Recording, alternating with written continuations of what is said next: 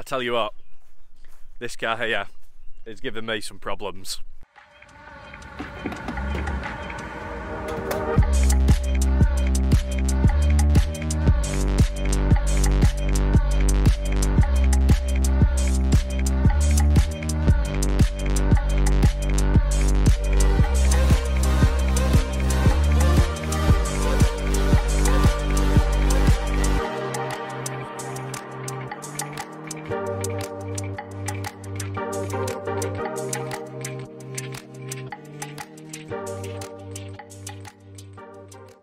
Okay, so welcome back to the channel to another video where today, again, we're going to be working on the Audi A3. Now, hopefully, this is going to fix a few of the issues that I've got with the car so far. Starting with a really easy one, which is the battery. The battery on this car is, I don't even know if it's the right one, to be honest. Okay, so like I've said, this car has given me a little bit of trouble, but I'm hoping these are all going to be quite easy fixes. So today, we're going to look at, firstly, the battery, secondly, the exhaust gas temperature sensor. My particular one is number 3, which is sort of after the turbo, before the DPF, I believe, but I will look into that and correct myself if I'm wrong. And also the MAF sensor, which is a common problem on pretty much any German car. That needs to go in there, and I'll show you why. The battery that is currently in here, you've never seen a battery like that before. I've got no idea. I don't know if it's unbranded or what, but yeah, effectively, I've been and got a Bosch battery, and hopefully that should fix that one straight away. I don't see why not. There's no particular reason that I've gone for Bosch. That is just the place that I was at when I remembered that I needed a new battery, sold Bosch. So that's what we've got. The second thing that I need to sort is this here. So that is your MAF sensor, also Bosch. Now, I've got a second-hand part to go in this, so hopefully that will fix it. And the other thing is an exhaust temperature sensor, which is just down there. I don't know if you can see it. You can't really see it. Anyway, that's the wiring going to it there. So I will try and get a good shot of changing that. But yeah, so obviously the battery is brand new because, yeah, it comes with a 4-year warranty and whatnot, so it makes sense to buy a new battery. The MAF sensor and also the exhaust gas temperature sensor are both second-hand, but both genuine Audi parts, so we will see. I know it's a little bit of a risk, but when I phoned up Audi, they wanted £150 for the MAF and £150 for the exhaust gas temperature sensor. So, for about 40 quid for both the sensors, I think I'm gonna risk it, and if it doesn't work, we'll move on to plan B. Okay, so first things first, I'm gonna whip this battery out. I'm gonna show you a before and after of this, just so you can see what's made me think that I need a new battery. The car basically just doesn't crank quite quick enough, which makes me think that this is possibly the wrong size. So here we go, cold crank. So let's get this one changed out. I'm going to keep this really simple because most of you are going to know how to change a battery. You need a 10mm socket and you need a 13mm socket. And that is pretty much what I've got here.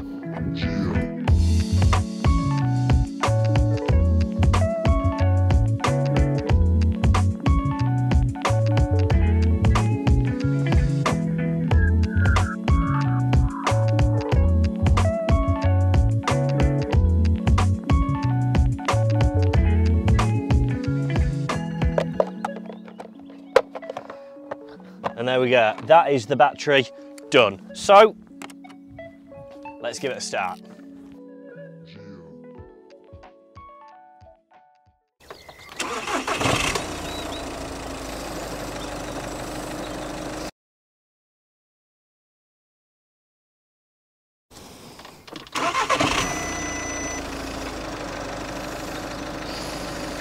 Okay, so that gives you a little bit of an insight as to what a new battery can do. Obviously, you could hear how fast that cranked compared to this one over here.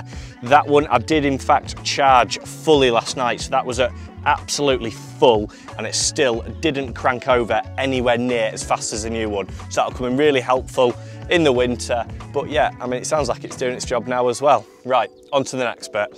Okay, so the next part, we're going to be changing the MAF sensor. Now, this is what it looks like. Obviously, these will all have codes on it. It will have a, what will it have?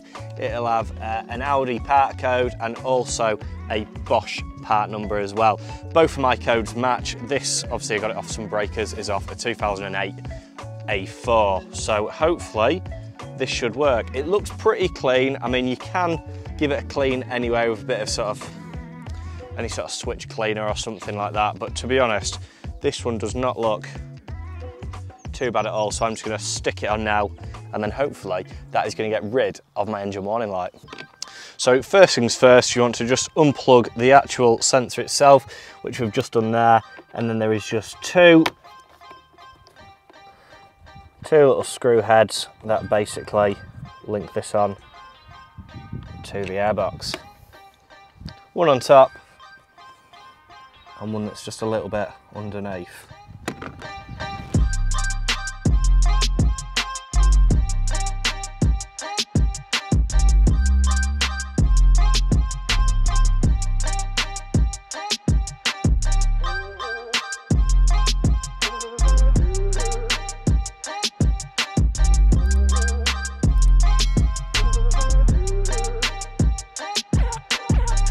There you go, obviously we've got the old one and the new one. Now, to be honest, they both look pretty clean, to be honest.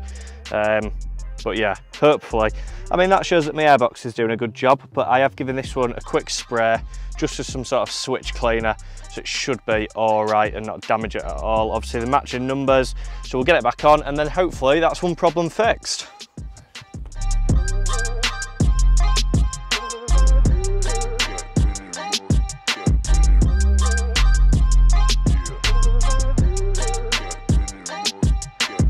Plug that back in and we are sorted. Now, if any of you are wondering what this is, it's a flexible hose clamp remover. I bought this to do the thermostat, which I did a few videos ago. If you haven't checked it out already, go check that out if you need to replace your thermostat. It is quite an in-depth job, but trust me, buying one of these for about 12 quid off eBay is going to make your life much easier.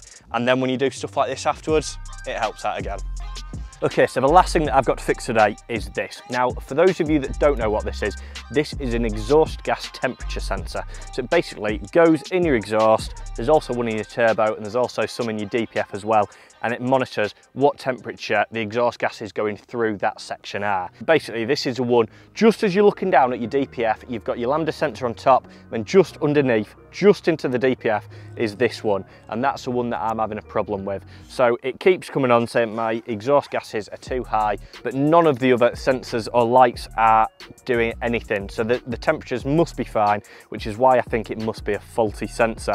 And also, if I just turn my car off and then back on again, it'll completely go. So, you know, there can't be too much change in temperature in a second, can there? So I'm banking on it, to be honest, being the sensor. Again, this is quite an easy job. The only downside is that some of these might actually get sort of stuck into your DPF because of how many heat cycles it does. Now, I do recommend sort of just spraying it with WD-40 a few times before you do it, maybe the week before. Fortunately for me, I've managed to crack mine loose already. I did check before the video, so we can just get on and fit this. So let's do that. So I don't know how well you're going to be able to see this, but if you look just there, this one here is your lambda sensor. And the one that I'm trying to get to is this one just here. You can just about see it there, but that is the one that I need to change. So we'll get on with that now, and then hopefully this will have fixed the final problem that I've got on this car.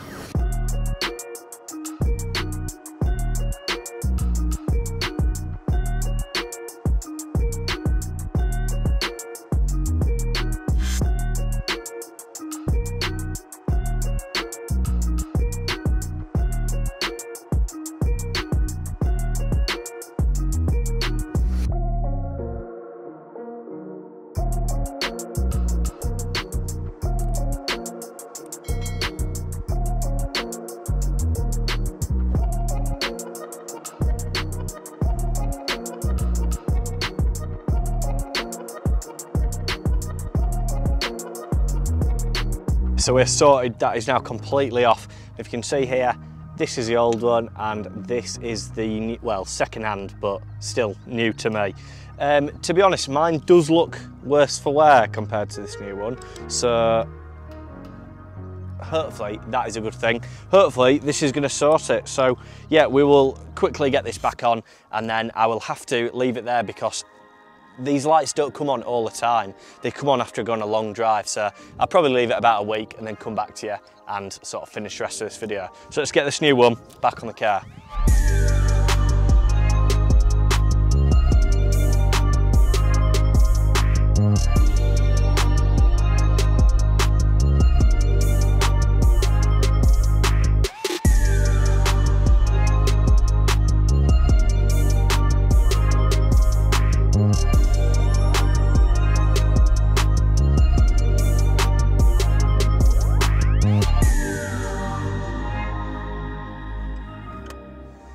That should do.